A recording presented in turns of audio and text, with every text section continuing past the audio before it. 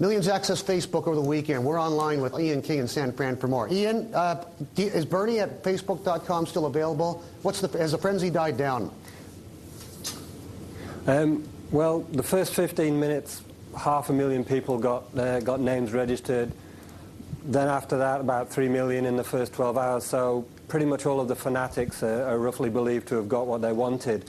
Getting a name like Bernie or even something as common as Ian just on its own may have been a bit of a problem, though. And we've spoken to some people who didn't get exactly what they wanted, but no big problem so far.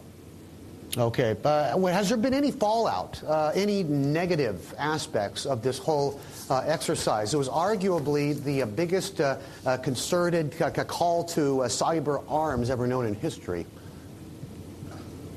Well, what we were told going into this, as you remember from the stories last week, Bernie, was lawyers were telling us that there's probably going to be a legal fallout, that there's probably going to be people trying to pull something called cyber squatting, which is getting a kind of a trademark or a registered name of some kind, Coca-Cola, Ford, or something like that, and then trying to sell it to the companies for a huge profit afterwards.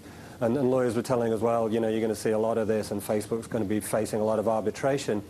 We haven't heard of anything so far, and certainly Facebook put a lot of safeguards in place to try and sort of guard against that. But, you know, that's still something that we've got to wait and see. Okay. And I hear they're hiring. What's going on there? Any great jobs on offer by FB?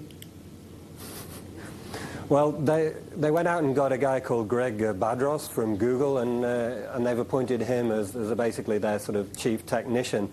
The significance of that appears to be that he was in a sort of a kind of advertising-related position in Google, and therefore that would seem to indicate that Facebook are trying to strengthen their commercial position. Poaching from Google. Thanks, Ian.